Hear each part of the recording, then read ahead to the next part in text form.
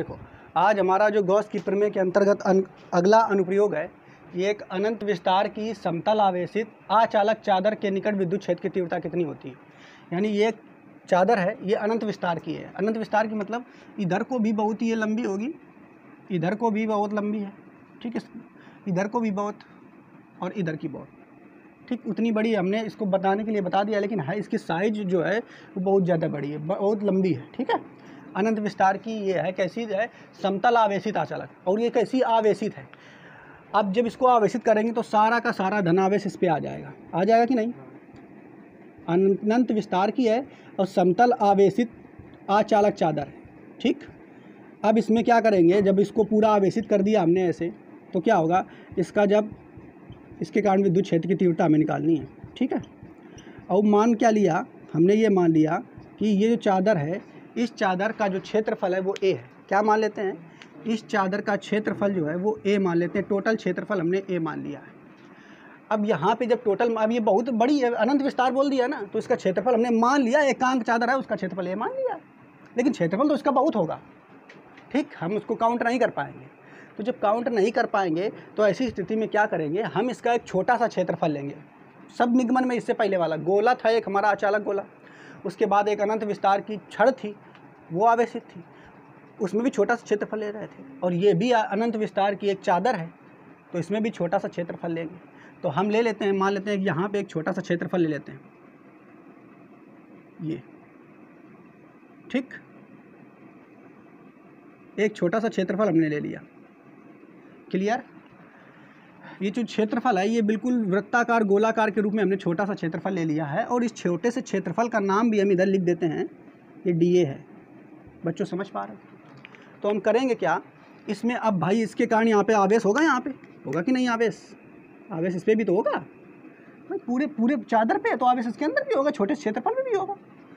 तो इसके कारण हम क्या करेंगे, यहाँ पे एक पॉइंट ले लेते हैं, इधर आगे, इसके आगे जस्ट यहाँ पे एक पॉइंट पी ले लेते हैं, और यहाँ पे हमें विद्युत क्षेत्र की तीव्रता निकालनी है बच्चों, ठीक।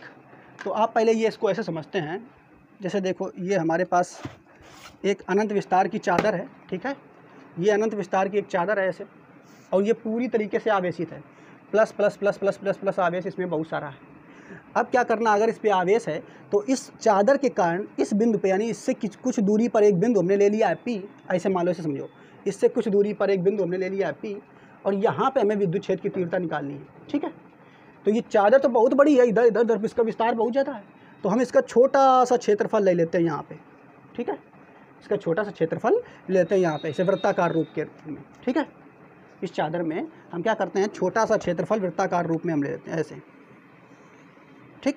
ये छोटा क्षेत्रफल इतना ले लिया क्योंकि इसका क्षेत्रफल बहुत ज़्यादा है। अब जब इतना सा क्षेत्रफल ले लिया तो यहाँ प्लस प्लस प्लस प्लस आवेश है। अब इतने छोटे से क्षेत्रफल के कारण यहाँ पे कितना विद्युत क्षेत्र की तीव्रता होगी हम निकालना चाहते हैं। तो निकालने के लिए आपको क्या करना पड़ेगा, फ्लक्स निकालना पड़ेगा। और फ्लक्स निकालने के लिए आपको क्या करना पड़ेगा, गॉसियन पृष्ठ खींचना पड़ेगा। क्या खींचना पड़ेगा, गॉसियन पृष्ठ। तो गॉसियन पृष्ठ खींचने के लिए फिर आपको क्या करना है, जैसे ये तुम्हारा चादर है, तो चादर से होते हुए एक बेलनाकार पृष्ठ ऊपर की ओर ऐसे इधर को, और एक बेलनाकार पृष्ठ इधर को ऐसे खींचना पड़ेगा। नहीं समझ पा रहे हो भाई, इस चादर को अगर कवर करना है तो ये क्षेत्र को, तो एक बेलनाकार पृष्ठ ऊपर को इधर से और एक बेलनाकार इधर से, दो पृष्ठ खींचना पड़ेंगे, गॉसियन पृष्ठ। वो होगा एक ही, लेकिन इसके अंदर प्रवेश करके वो बाहर निकल रहा होगा। बात समझ पा रहे हो कि नहीं। जैसे ये तुम्हारा ये पूरा चादर है, देखो ये चादर है, और इस चादर पर एक तुम बेलनाकार पृष्ठ, जब भाई गॉसियन पृष्ठ खींच रहे हो तो एक बेलनाकार पृष्ठ ऊपर की ओर इधर को, और ऐसे यही इसमें प्रवेश करके इधर को बाहर को भी निकला होगा। नहीं समझ पा रहे हो। देखो जैसे हमने ये पृष्ठ मान लिया, ये पृष्ठ है, ठीक। अब इसमें ये पूरी तरीके से आवेशित है। अब अगर ये पूरी तरीके से आवेशित है तो मान लेते हैं इसका छोटा सा क्षेत्रफल हमने ये ले लिया। अब इस छोटे से क्षेत्रफल को घेरने के लिए गॉसियन पृष्ठ खींचना है, तो खींचने के लिए क्या हम करेंगे, ये गॉसियन पृष्ठ हमने बना दिया। देखो ये जो क्या कर रहा है, इतने छोटे से क्षेत्रफल में इधर को प्रवेश किया है और उधर से बाहर निकला है इस तरीके से, ठीक है। समझ पा रहे हो कि नहीं। और यहाँ पे एक बिंदु हमने पी लिया, यहाँ पे विद्युत क्षेत्र की तीव्रता निकालनी है। समझ पा रहे हो ना। तो इस तरीके से कुछ आकृति बनी होगी। तो इसी बात को अब हम यहाँ पे बनाएंगे, ये तुम्हारा गॉसियन पृष्ठ इधर को बनाएंगे और एक पीछे को बनाएंगे, ठीक है। समझ पाए। इसी बात को हम यहाँ पे आपको बना के दिखाते हैं। देखो अब क्या करेंगे, सीधा हम इधर से ये बेलनाकार के रूप में इधर से, ठीक, ऐसे,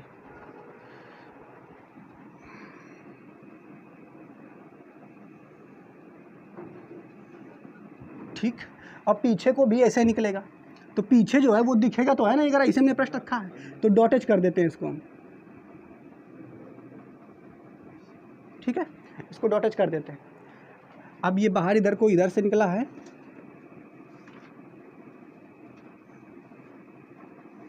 इधर दिखेगा, ठीक है, समझ पा रहा है कि नहीं, क्लियर। तो हमने क्या किया, देखो बच्चों, ये जो यहाँ पे ये P पॉइंट लिया है, इसी पर आपको विद्युत क्षेत्र की तीव्रता निकालनी है। ये आपको एक समतल आवेशित चादर था, इस चादर में एक छोटा सा क्षेत्रफल हमने लिया, उस क्षेत्रफल पर हमने गॉसियन पृष्ठ खींच दिया जो कि बेलनाकार था, और ये गॉसियन पृष्ठ जो है इस चादर के अंदर प्रवेश करके बाहर इधर निकल रहा, उस तरफ भी निकल रहा, ठीक, जैसे हमने अभी आपको बताया। और यहाँ पे एक बिंदु हमने लिया है, यहीं पे हमें क्या निकालना है, यहीं पे आपको निकालना है विद्युत क्षेत्र की तीव्रता। और देखो ये वाला जो पॉइंट है, यहाँ से यहाँ तक की जो दूरी हम मान लेते हैं ये स्मॉल r दूरी है, ठीक है। और इसके बाद एक और चीज़ देखो, कि जब छोटा सा क्षेत्रफल होगा तो इसका गॉसियन पृष्ठ इसका भी ज्ञान है, तो छोटा क्षेत्रफल होगा कि नहीं। तो इस क्षेत्रफल का अगर हम क्षेत्रफल वेक्टर माने तो क्षेत्रफल वेक्टर किस दिशा में होगा, इधर को, इस दिशा में होगा, तो ये क्षेत्रफल वेक्टर होगा। भाई अगर ये DA क्षेत्रफल है, DA क्षेत्रफल है छोटा सा, तो ये भी तो DA होगा, उतना बड़ा क्षेत्रफल होगा, तो इसका नाम भी हम लिख देंगे DA वेक्टर। इस तरफ अगर ये है तो इस तरफ अगर देखेंगे तो इधर भी ये भी DA होगा, नहीं समझ पा रहे हो, जितना बड़ा ये होगा उतना बड़ा ये होगा, उतना बड़ा ये होगा, तो ये होगा DA वेक्टर। अब देखो विद्युत क्षेत्र की अगर तीव्रता की बात करें इसके कारण, तो भाई ये तुम्हारी प्लेट है, तो प्लेट में बाहर की ओर जाएगी विद्युत क्षेत्र की तीव्रता कि नहीं, उधर को ऐसे बाहर की ओर, और इधर पीछे के देखेंगे तो पीछे की इधर को आएगा, तो विद्युत क्षेत्र की तीव्रता भी इस बिंदु पर आएगी। इसी बिंदु पर अगर देखा जाए तो उसकी भी दिशा किधर को होगी, इधरी की होगी, जिस दिशा में तुम्हारा क्षेत्रफल वेक्टर है उसी दिशा में विद्युत क्षेत्र की तीव्रता भी होगी। इसमें देखेंगे तो इसमें भी जिधर तुम्हारी विद्युत क्षेत्रफल वेक्टर है उसी दिशा में तुम्हारा विद्युत क्षेत्र की तीव्रता भी होगी। बात समझ पाए, क्लियर, ठीक है। अब हमें निकालना क्या है बच्चों, हमें निकालना है इस पॉइंट पर कुल विद्युत फ्लक्स, क्या निकालना है, इस पॉइंट पे कुल विद्युत फ्लक्स हमें निकालना है। तो इसके लिए सबसे पहले एक टर्म हमें जानना पड़ेगा, इतनी बात आप जान चुके हो। एक टर्म हम यहाँ पे देख लेते हैं, आवेश का पृष्ठीय घनत्व। क्या देखेंगे, आवेश का पृष्ठीय घनत्व। इससे पहले जब हमने आपको दूसरा वाला निगमन पढ़ाया था, जो अनंत विस्तार की एक समतल आवेशित छड़ होती थी, तो उसमें हमने आवेश का रेखीय घनत्व पढ़ा था। और यहाँ पे हम क्या पढ़ेंगे, आवेश का पृष्ठीय घनत्व। तो आवेश का पृष्ठीय घनत्व जो होता है उसको हम प्रदर्शित करते हैं सिग्मा से। कैसे प्रदर्शित करते हैं, सिग्मा बराबर Q/A, सिग्मा बराबर Q/A। ये बिल्कुल सूत्र आप याद कर लो, और इसको हम बता देते हैं ये होता क्या है। अभी आवेश का पृष्ठीय घनत्व तो सिग्मा बराबर Q/A। इससे पहले हमने आपको आवेश का रेखीय घनत्व बनाया था, वो क्या था, वो था लैम्डा बराबर Q/L, था कि नहीं। आवेश का रेखीय घनत्व जो होता है वो क्या होता है, किसी जो तार है उसकी एकांक लंबाई पर कितना आवेश उपस्थित है, वही आवेश का रेखीय घनत्व कहलाता है। लेकिन यहाँ पे क्या, आवेश का पृष्ठीय घनत्व, यहाँ पृष्ठ है, पृष्ठ, ठीक है। तो यहाँ किसी पृष्ठ के एकांक क्षेत्रफल पर, किसी पृष्ठ के एकांक क्षेत्रफल पर, क्षेत्रफल नीचे आ रहा है ना, किसी पृष्ठ के एकांक क्षेत्रफल पर कितना आवेश उपस्थित है, इसी को हम कहते हैं आवेश का पृष्ठीय घनत्व। बात समझ पाए, ठीक। तो ये पृष्ठीय घनत्व तो हम समझ में आ गया। अब हम लिखेंगे, देखो लिखेंगे बिंदु P पर,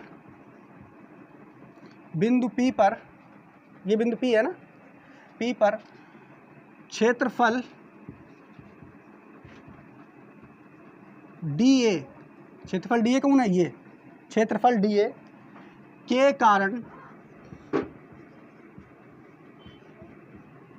कारण कुल विद्युत फ्लक्स,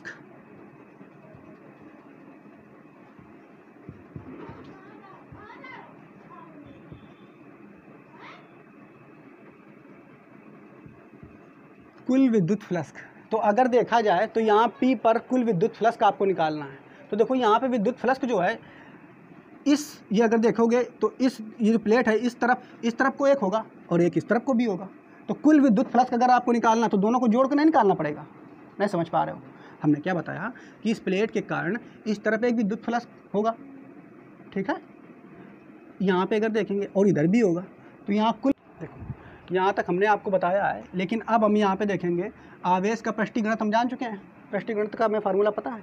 अब हम ये देखेंगे कि जो ये ई बिंदु है, ये पी बिंदु है, इस पी बिंदु पर विद्युत फ्लक्स कितना है। तो फ्लक्स अगर देखा जाए तो इस क्षेत्र में तो तुम्हारा है ही इसके कारण, लेकिन जो उस क्षेत्र में पीछे की ओर आ रहा है वो भी तो एक फ्लक्स है। तो दोनों को हमें जोड़ करके तब फ्लक्स लिखना है, ठीक है। तो यहाँ पे हम देखेंगे, अगर लिखेंगे तो लिखेंगे डी ए के कारण कुल फ्लक्स,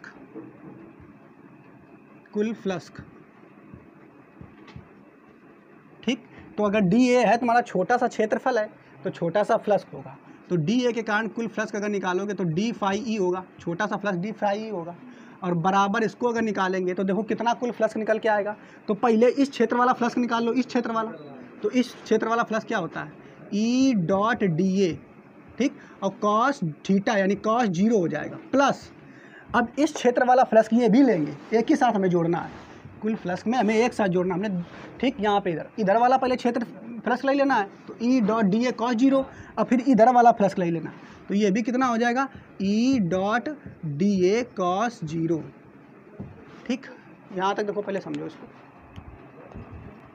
तो यहाँ हमने दिखा दिया डी फाई यानी इसके कारण कुल फ्लक्स जो है, एक बार हमने लिख लिया डी फाई इसके कारण। तो एक जगह यहाँ पे फ्लक्स होगा, तो यहाँ पे जो फ्लक्स है वो हो गया E dot D A cos theta यानी कॉस 0 हो जाएगा। और इधर भी इसके कारण भी तो फ्लक्स यहाँ पे होगा, तो वो वाला कुल फ्लक्स इधर वाला भी जोड़ लेंगे, तो इधर वाला फ्लक्स निकालेंगे तो E dot D A cos 0 हो जाएगा। क्लियर? अब बस क्या करेंगे, डी फाई ई बराबर E dot D A cos 0 का मान होता है 1, तो ये हो जाएगा ई डॉट डी ए, बस कॉस 0 का मान 1 हो जाएगा, plus E dot D A. Clear? इसके बाद क्या करेंगे, दोनों ओर समाकलन करते हैं। अब क्यों समाकलन करेंगे, क्योंकि इतने से क्षेत्रफल के कारण हम फ्लक्स निकाल चुके हैं, इतना आ रहा है, हमें पूरे से पृष्ठ के कारण हमें क्या निकालना है, फ्लक्स, तो समाकलन करना पड़ेगा। तो लिखेंगे संपूर्ण पृष्ठ के कारण फ्लक्स, तो हमें क्या करना पड़ेगा, इसका समाकलन करना पड़ेगा। तो समाकलन कर देते हैं, डी फाई ई बराबर E dot D A plus E dot D A, यानी हमें समाकलन करना पड़ेगा इसका, तो इसका भी समाकलन कर देंगे, इसका भी कर देंगे और इसका भी कर देंगे, ठीक। क्लियर? अब इसका जो समाकलन करेंगे तो ये छोटा सा था बड़ा हो जाएगा, छोटा था तो बड़ा हो जाएगा, तो हो जाएगा फाई ई। अब इसका समाकलन करेंगे तो ई तो बाहर आ जाएगा, डी ए का समाकलन करेंगे तो क्या बचेगा, ए बचेगा, प्लस इसका समाकलन ई करेंगे तो ई बाहर आ जाएगा, डी ए का समाकलन करेंगे तो क्या बचेगा, ई। तो फाई ई बराबर जब आप निकालोगे तो निकल के आ जाएगा ई डॉट ए। इसको समीकरण नंबर 1 मान लेते हैं, ठीक। तो ये तो परिभाषा से तुम्हारा फ्लक्स निकल के आया कि नहीं। अब हम निकालेंगे गॉस की प्रमेय से फ्लक्स, गॉस की प्रमेय से। तो गॉस की प्रमेय से फ्लक्स क्या होता है वो आपको मालूम है, फाई ई बराबर क्या होता है, sigma Q upon epsilon not, ये होता है ना। इसको और बदलेंगे तो टोटल इसमें जो आवेश है मान लेते हैं, वो आवेश कितना है, क्यू है, कितना आवेश है, क्यू। तो ये हो जाएगा तुम्हारा फार्मूला, फाई ई बराबर क्यू अपॉन एप्सिलॉन नॉट। अब देखो यहाँ क्यू का जो मान है वो वहाँ से उठा के रख लेंगे आवेश के पृष्ठीगणित से। क्यू का मान अगर यहाँ से निकालोगे तो इसका दोगुना करा देंगे, क्यू बराबर सिग्मा इंटू ए हो जाएगा।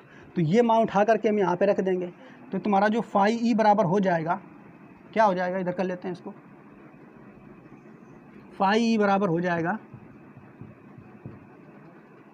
Sigma A upon epsilon not, ठीक। इसको समीकरण नंबर हम 2 मान लेते हैं। अब क्या कराएंगे, देखो समीकरण 1 तुम्हारा ये है, समीकरण 2 तुम्हारा ये है, दोनों में फाई ई है कि नहीं, दोनों में फाई ई है।